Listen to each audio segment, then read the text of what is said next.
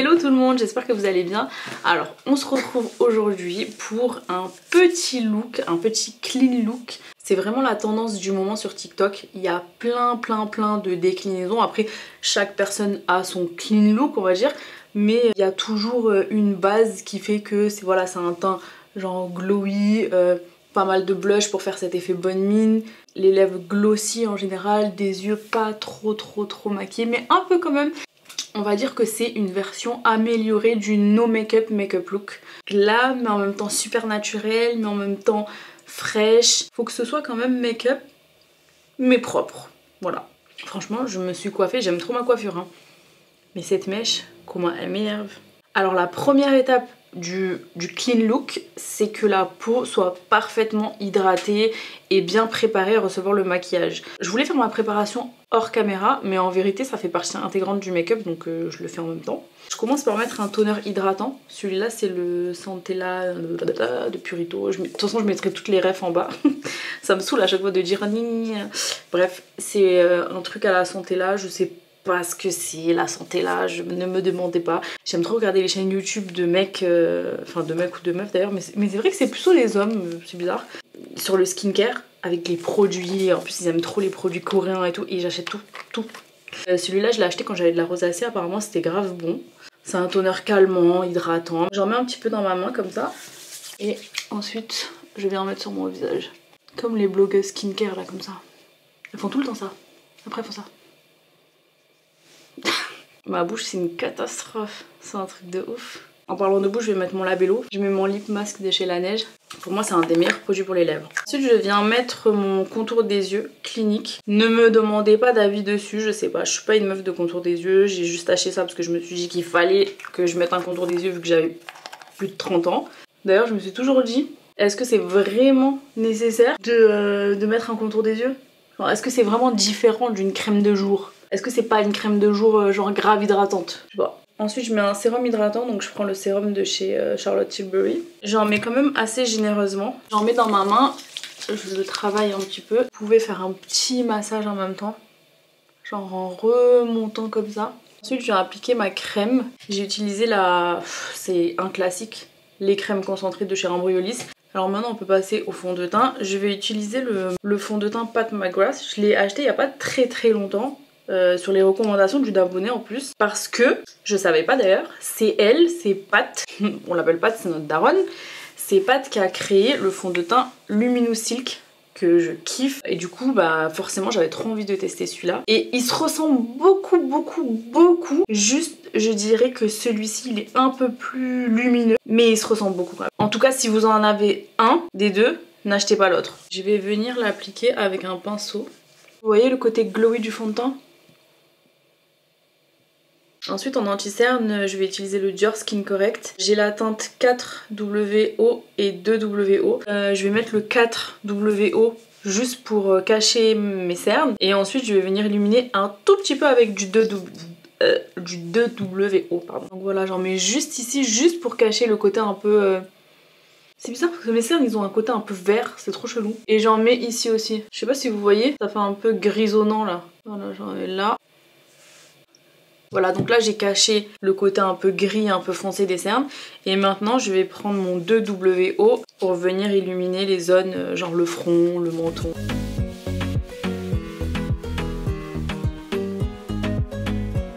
J'estompe en dernier ici sous le cerne parce que pour que ça ait le temps de sécher et qu'il y ait un petit peu plus de couvrance. Je vais venir rajouter un tout petit peu d'anti-cerne un peu plus clair. C'est le Nars, lui et le Dior, c'est mes deux anti-cernes favoris du monde entier. C'est une teinte, c'est grave saumon clair et ça vient vraiment illuminer de ouf. Mais j'en mets que là.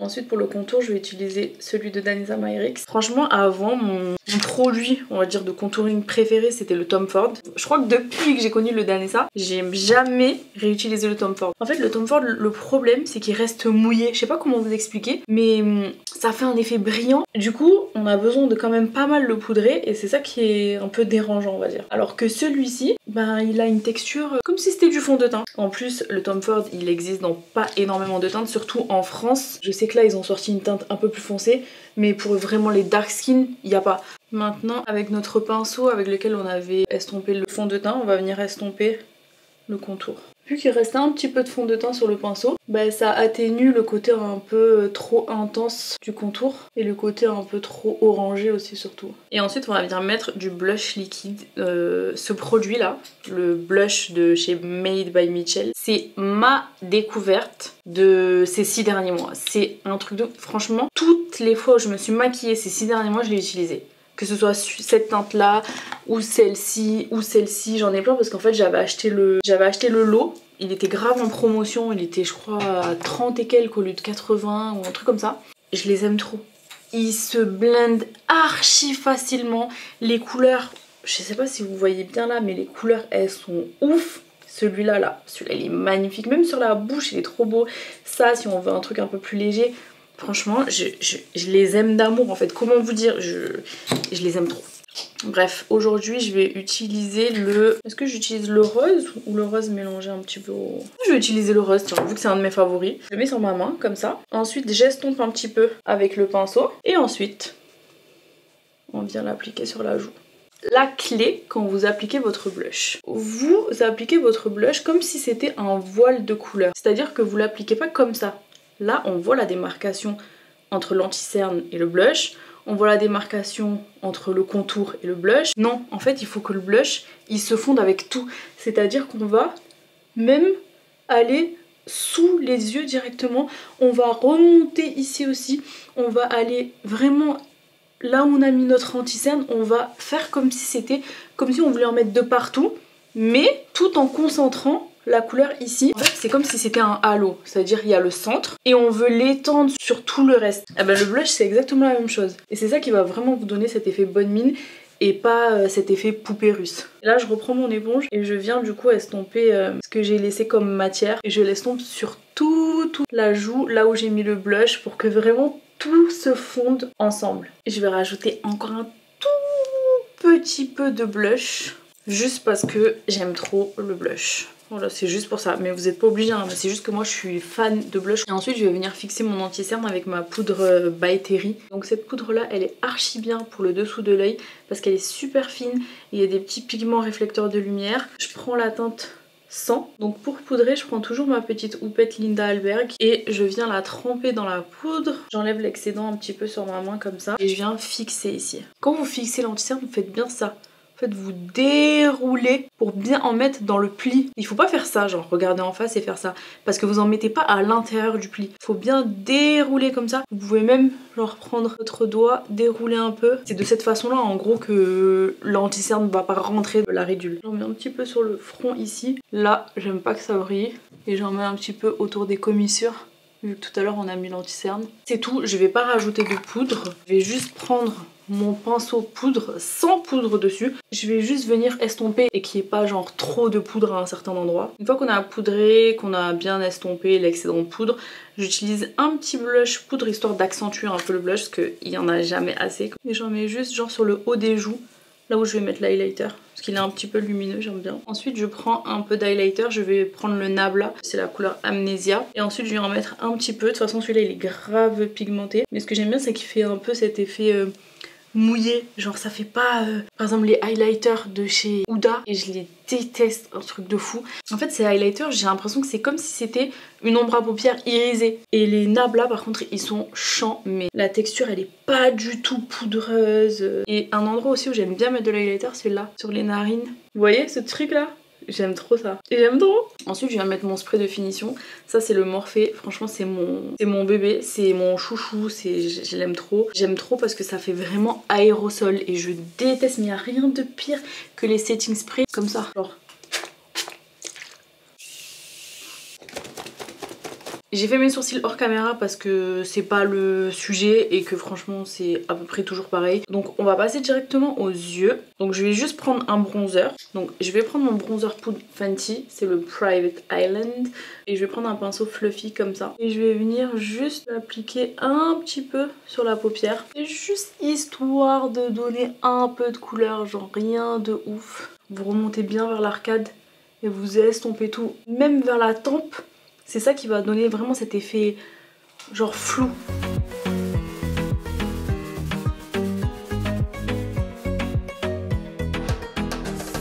une fois que j'ai fini de faire un peu ce fumé, je vais mettre un genre d'highlighter. Là je vais prendre le Givenchy.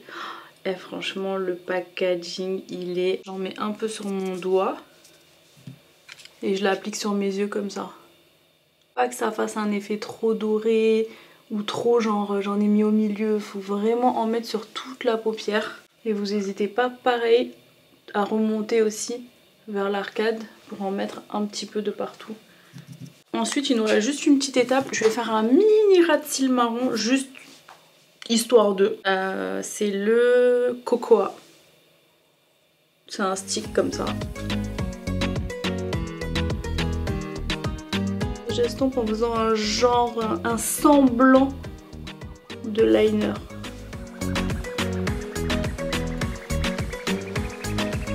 Ensuite je vais faire mes cils.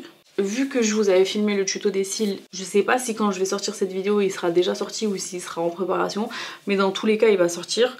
Donc ça sert à rien que je filme, je vais juste faire mes cils hors caméra et ensuite on fera la bouche. Donc là j'ai fait mes cils, j'ai pas fait grand chose, j'ai juste recourbé, j'ai mis du mascara et j'ai mis 2-3 faux cils. J'ai mis des faux cils comme ça, c'est même pas des touffes, c'est vraiment des spikes genre, je sais pas si vous voyez, et j'en ai mis que sur la partie externe. Alors pour la bouche, donc déjà j'enlève mon baume. J'ai trop mal ici. Faut plus que je mange mes peaux, c'est abusé, c'est une manie ça. Dès que j'ai une peau, je lâche comme ça toute la journée. Ah d'ailleurs là il m'en reste une. Donc on va pas mettre de crayon marron, genre contour des lèvres, trop intense et tout. On va quand même prendre un crayon mais un peu plus rosé, chose que je fais quasiment jamais. Donc le crayon que je vais utiliser c'est un Huda Beauty, c'est la teinte Rusty Pink.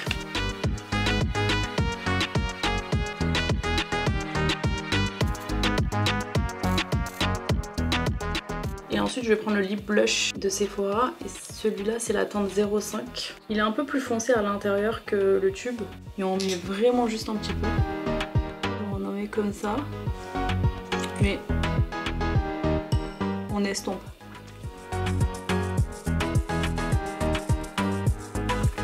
Là je trouve que c'est un peu trop rosé, je me suis un peu laissée aller. Vous avez genre une encre à lèvres. Les encres à lèvres c'est trop bien pour ce genre de look. Et ensuite je viens mettre un gloss.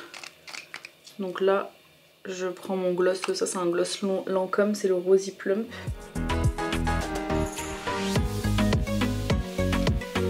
Et pour finir je vais venir faire des mini taches de rousseur avec un feutre comme ça pour faire des freckles. Je l'ai acheté genre je crois 1,50 € ou moins, livraison comprise sur AliExpress. Et il existe en deux teintes, ça c'est la teinte la plus claire. Il y a une teinte un peu plus foncée, pour les peaux plus foncées. Celle-là elle convient soit aux peaux blanches, soit aux peaux moyennes comme moi. Et franchement j'aime trop. Et vous faites des tout petits points comme ça. Faut vraiment pas que ce soit régulier. Et ensuite vous appuyez. Vous en faites des un peu plus gros que d'autres. Il y en a vous les collez. D'autres ils sont un peu plus éloignés. Ce que j'aime bien faire, une fois que j'ai fait les taches de rousseur, je reprends mon éponge avec, genre j'enlève un peu l'excédent sur une serviette ou sur un sopalin. Et je viens estomper. Comme ça, juste pour pas que ce soit trop intense et trop fake en fait. Je prends un blush crème, surtout faut que ce soit crème pas liquide parce que ça risque de séparer les matières et tout. Ça c'est vraiment le truc que j'aime trop faire à la fin d'un make-up. Et je viens en remettre ici. Vous voyez l'effet que ça fait? J'aime trop. C'est vraiment la touche, la petite touche finale. La clé, vraiment la clé dans ce make-up. Et pas que dans ce make-up en vrai, dans tous les make-up. C'est de super, peu importe que vous vouliez un make-up plus intense ou un peu moins, etc. La clé c'est vraiment de superposer les matières. Et pas genre de mettre une grosse couche. Il vaut mieux 15 petites couches que 3 grosses couches. Ah, j'ai oublié juste un petit truc. Le highlight de l'œil. Celui-là, je sais pas pourquoi je l'oublie tout le temps. Voilà, donc le tuto est terminé. J'espère que le tuto vous a plu. Moi, j'aime trop le résultat du make-up. Franchement, c'est un make-up que je peux faire tous les jours. J'aime trop, ça fait... Voilà, vraiment le clean look dans ma tête, c'est un make-up frais. Même la bouche comme ça, cet effet bouche mordue un peu rosé foncé. J'aime bien ce genre de lèvres parce que ça change et j'aime beaucoup. En tout cas, je suis trop contente de revenir sur YouTube. Je suis trop contente. Franchement, la vérité, ça me manquait trop. C'est juste que j'avais pas... Des fois faut pas forcer, j'avais pas forcément la motivation, j'avais pas envie de me forcer. Mais là ça fait quelques mois que j'avais trop envie de revenir sur YouTube. J'ai plein d'idées, j'ai écrit plein d'idées de nouvelles vidéos, etc. Donc j'espère que je vais rester motivée et j'espère que je vais toutes les faire. Comme d'habitude, hein, si vous testez le make-up, vous me taguez sur votre story ou sur votre photo, ou vous m'envoyez en DM. Je serais grave contente, comme ça moi je sais que mes tutos ils servent vraiment, tu vois, dans la vraie vie. Et sinon je vous fais des gros bisous et je vous dis à très vite. Bye bye.